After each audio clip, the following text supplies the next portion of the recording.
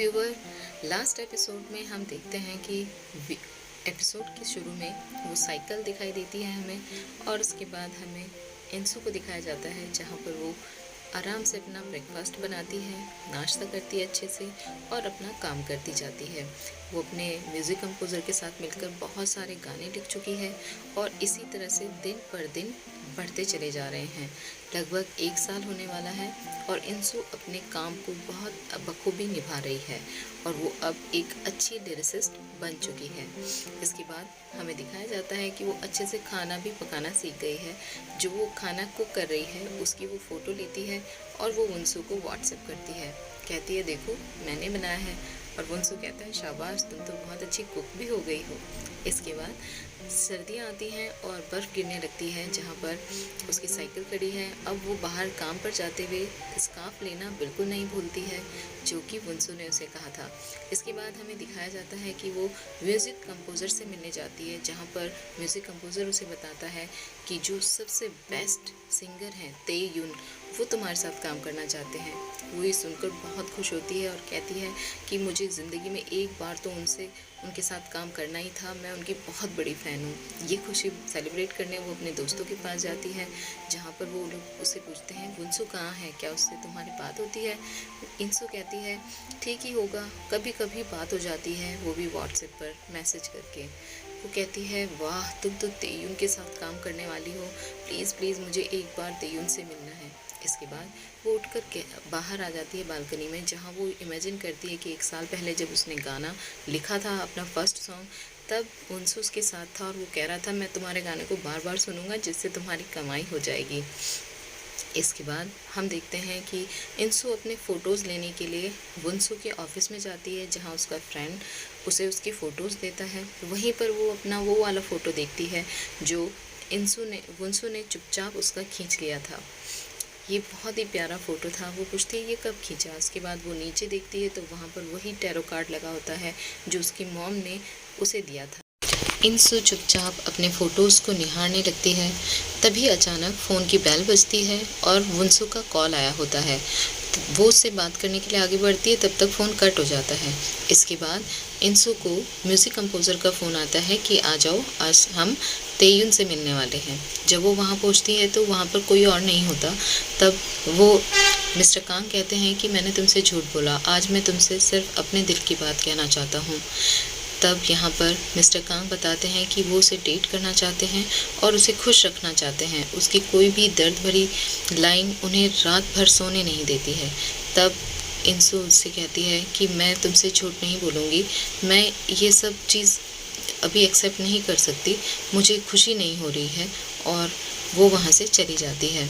इसके बाद हम देखते हैं वो घर पहुँचती है तो वहाँ सामने ही एक डॉल रखी होती है जो वंसू ने उसे दी थी और शूज़ रखे होते हैं। वो सोचती है वंसू घर लौट आया, लेकिन वहाँ पर उसकी मॉम होती हैं जो सफाई करती हैं तो उन चीज़ों को निकाल कर बाहर रख देती हैं।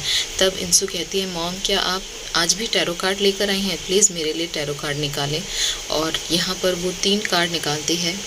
इसमें से सबसे पहला कार्ड जो होता है वो होता है नई अपॉर्चुनिटी का।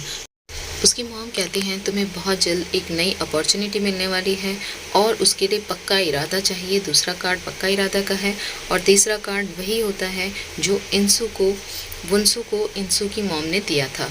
तो यहाँ पर ये पक्के इरादे का कार्ड है। वो कहती है जब वो सामने आएगा तब तुम्हें उसे कसकर पकड़ लेना है, उस मौके को जाने नहीं देना है। इसके बाद वो उस डॉल को देखती है और उसके पीछे कुछ बचता है तो वो उसे खोलकर, पीछे पर्स लगा होता है, उसे चेक करती है जिसमें से उसे एक चिट निकलती है जिसमें कुछ लिखा होता है और एक चेन निकलती है।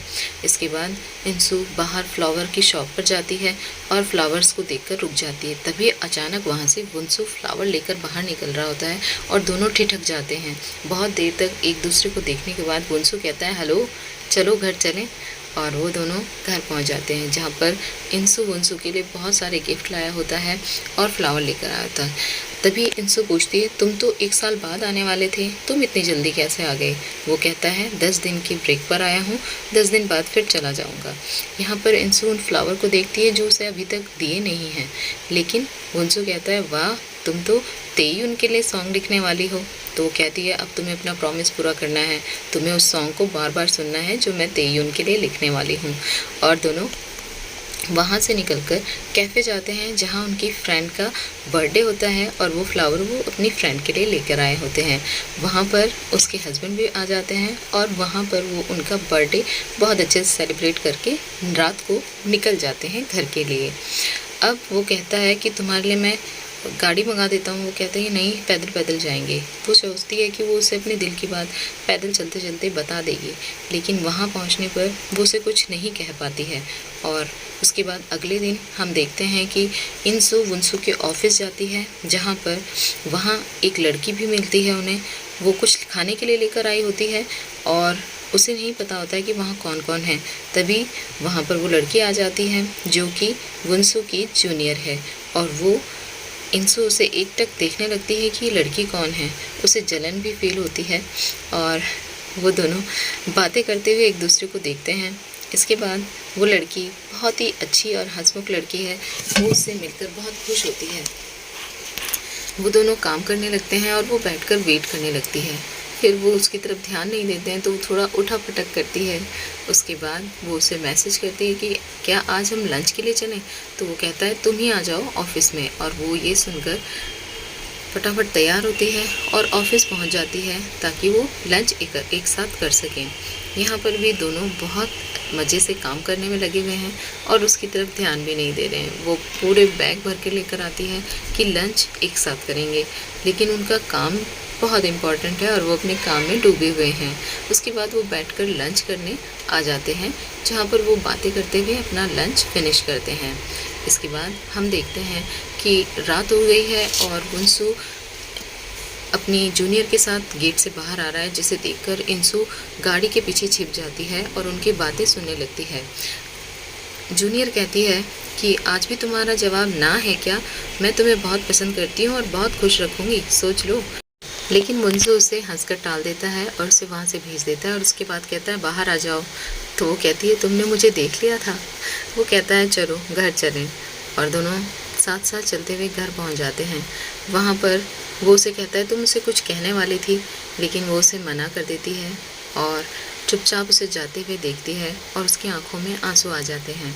इसके बाद हम देखते हैं कि वो अपनी साइकिल को निहार रही होती है और उसी साइकिल को लेकर वो सुबह सुबह निकल जाती है, जहाँ पर वो सोचने लगती है कि जब वो स्कूल में थी और फर्स्ट टाइम इसी साइकिल पर वो साइकिल चलाना सीख रही थी तो वुंसु ने आकर उसे चलाना सिखाया था। इसी को सोचते हुए वो आगे बढ़ती है और अगले दिन शाम को दोनों कैफ़े में मिलते हैं जो उनके बेस्ट फ्रेंड का है। वहाँ पर सिर्फ वही दोनों होते हैं, कोई और नहीं होता। यहाँ पर इंसु कहती है कि मुझे तुम्हें कुछ बताना है। ये गाना मैं अब तक कंप्लीट नहीं कर पाई हूँ सिर्फ तुम्हारी वजह से।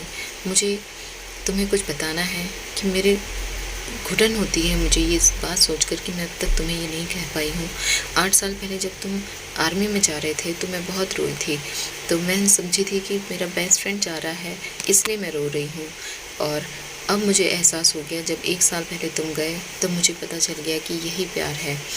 और मैं ये चीज़ सोचकर बहुत ज़्यादा मुझे तकलीफ़ होती है कि 8 साल से तुम एक तरफ़ा प्यार झेल रहे हो जो मैं बहुत देर से समझी। मैंने तुम्हारी आंखों में बहुत देर से झांका।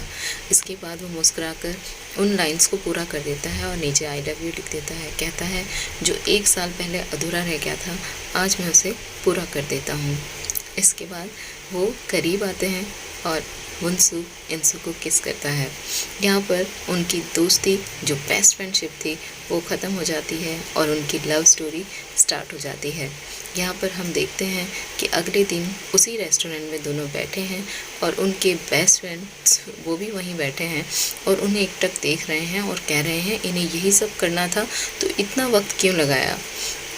वो दोनों बहुत खुश हैं एक साथ और दोनों अलग बैठे हैं, म्यूज़िक सुन रहे हैं, बातें कर रहे हैं और यहीं पर ये लव स्टोरी ख़त्म हो जाती है। आपको लव स्टोरी कैसी लगी प्लीज़ कमेंट करके बताइए और वीडियो अच्छी लगे तो लाइक ज़रूर करें और चैनल पर नए हैं तो सब्सक्राइब कर लें।